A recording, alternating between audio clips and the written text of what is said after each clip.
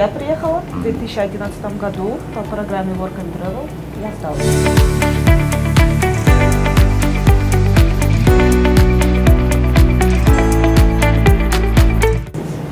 Начала работать на такси.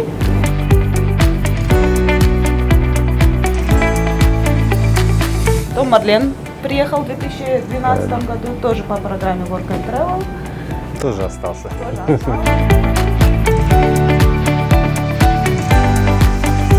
Я сейчас сбиваю крем, чтобы украсить этот тортик. Потому что мы все через это прошли. Когда только приехали, было очень тяжело.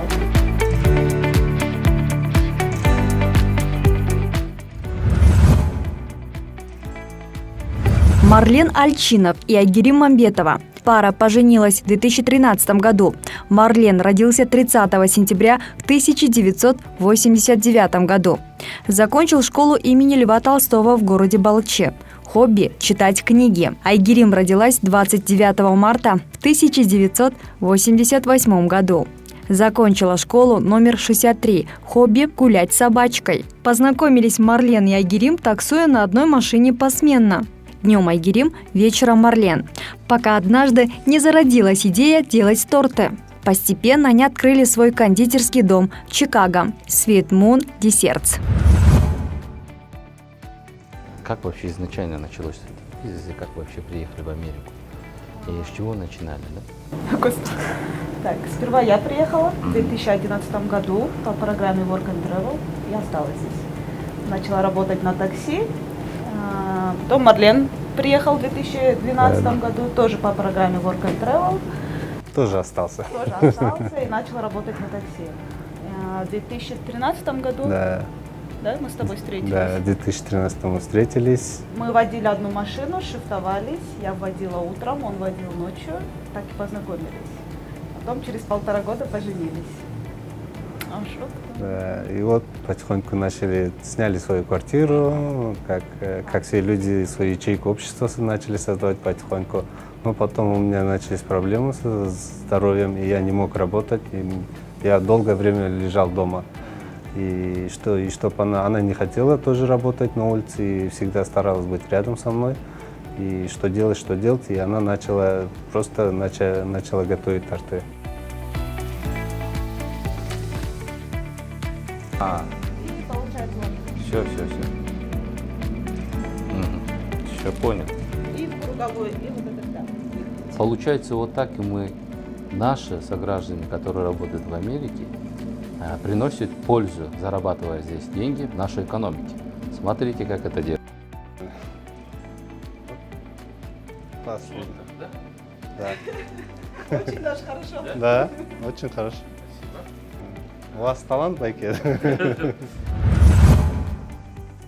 И друзьям, людям, всем нашим знакомым очень понравилось то, что какие торты она печет. И потом одна знакомая на день рождения заказала тортик. И в первый раз наш первый заказ это был. И всем ее гостям очень понравилось, и все посоветовали, вы должны начать продавать этот торт. И потихоньку мы начали продавать.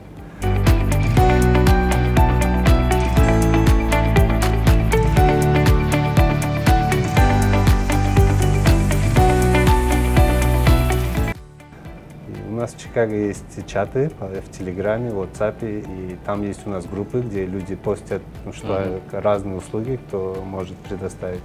И мы начали фотографировать это было очень страшные фотографии.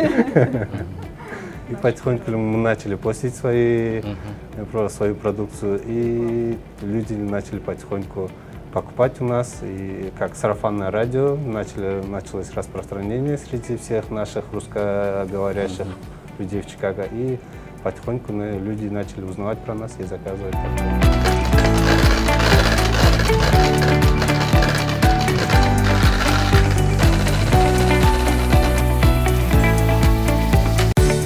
Начали делать торты 5 лет назад, а заведение открыли полгода назад.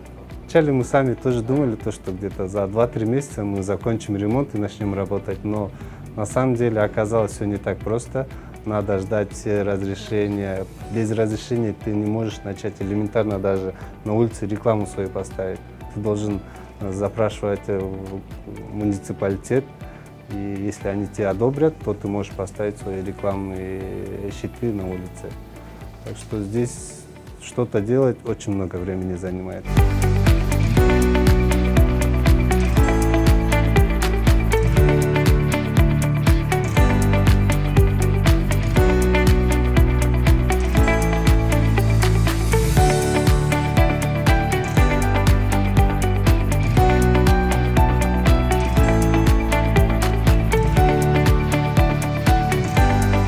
Для начала по стройке разрешительной работы ты должен взять разрешение на электричество, то, что ты будешь делать, на сантехнику будешь делать и на вот это кондиционеры, AC они называют. Вот 3 вещи основные ты должен. И, конечно, сантехника это самое основное, потому что мы очень много времени потеряли на сантехнике. И потом ты сначала должен получить это разрешение, и после того, как ты все это сделаешь, люди приходят и проверяют, все ли ты правильно сделал.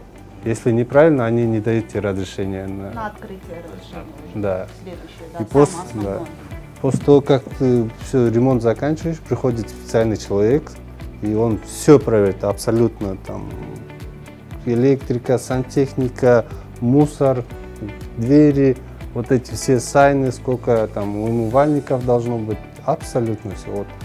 Мы когда ждали, люди говорили, друзья, то, что максимум полчаса она будет проверять. Ну, к нам пришла девушка, и она 3 часа нас проверяла. Вот, 3 раза подряд. Не могла поверить, то, что у нас все идеально.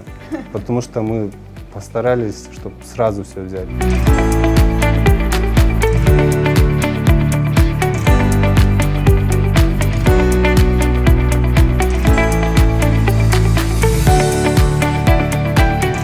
Да, самый у нас знаменитый торт — это медовик. С него все началось.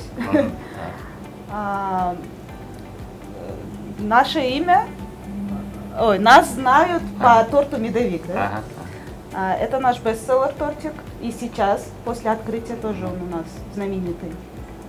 У нас сейчас есть 10 видов тортов. Из них 5 видов мы продаем и целыми, и кусочками, остальные чисто только кусочками идут. Вот. Многим американцам очень нравятся наши торты, потому что здесь такой продукции нету. И по медовику они вообще с ума сходят. Сладкий бренд «Марлена и Айгерим» прославился благодаря рецепту особого приготовления – медового торта. Ну, именно в этом районе большинство американцы. А наши русскоязычные чуть подальше живут, где-то 15-20 минут езды отсюда. Ну, здесь в основном большинство американцы, и из-за того, что здесь большинство американцев, мы стараемся предоставить им ту продукцию, которая им более привычна. Ну, мы не можем... Завтраки, да? Да, завтраки, мы миксуем завтраки как русские, украинские, славянские и также европейские завтраки у нас тут есть. Только начали открывать, здесь была проблема, нехватка людей, чтобы нанять, потому что после ковида государство давало всем деньги, пособие по безработице. Многие люди лежали дома и не работали. И почти все заведения искали сотрудников. И, честно говоря, вначале мы тоже дрались за сотрудников, чтобы их найти, чтобы их кто-то не забрал. И мало того, что ты за них еще дерешься, ты должен их еще обучать 3-4 месяца минимум. И все зависит от человека. Если человеку нравится здесь, он остается. Ну, у нас уже человек 10, наверное, уже поменялось за эти полгода. Приходят, вы сперва их обучаете, потом уже берете на работу, да? Да. Тут, да, с нуля ты должен, да. И тут надо платить определенный минимум. Когда пришел Байден, он сделал минимум $15 в час. Минимальная оплата труда $15. Мы не можем платить меньше, чем 15. После оплаты чека, чаевые, и вообще они как предоставляют официанту, эти чаевые остаются или как? У нас тоже в Кыргызстане в кафе, в ресторанах оставляют чаевые, но здесь чаевые это как бы положено везде, в любой сфере оставляют. Только кто занимается на муниципалитет, они не могут. Если ты даже хочешь им дать чаевые, они не могут брать чаевые. А насчет чаевых здесь, то, что у нас, мы с человека берем, Мы свои официантки платим 30%, как положено, и остальное идет между остальными, кто на кухне. То есть здесь по-другому, да, совсем, чем в Кыргызстане? Отличается вот работа официантов, поваров там? Ну, у нас, вот я сам в Кыргызстане работал официантом, у нас как было, какую-то часть чаевых, какую-то часть зарплаты мы давали посудомойщикам. А здесь, ну, как бы тоже свой опыт принесли сюда, и за то, что официантка самое главное здесь, людей встречает, это как лицо нашего заведения, мы ей даем 30%, и остальное распределяется между остальными работниками. Значит, условия намного лучше, чем в Кыргызстане, получается, для официантов. Ну да, мы, как бы сказать, мы сами на кого-то работали и стараемся дать хорошие условия для наших рабочих. Потому что мы все через это прошли. Когда только приехали, было очень тяжело. Через что только не прошли, да? Да, вначале... Сейчас мы все это понимаем. И вообще, как здесь на общении с американцами, они вот, например, у нас, если что-то вкусное пробуешь, обязательно там хвалишь и говоришь и впечатления, и оставляешь какие-то комментарии. А как они здесь вообще, народ сам по себе, когда к вам заходят какие-то комплименты? Ну, здесь американцы, они очень такие впечатлительные, эмоциональные.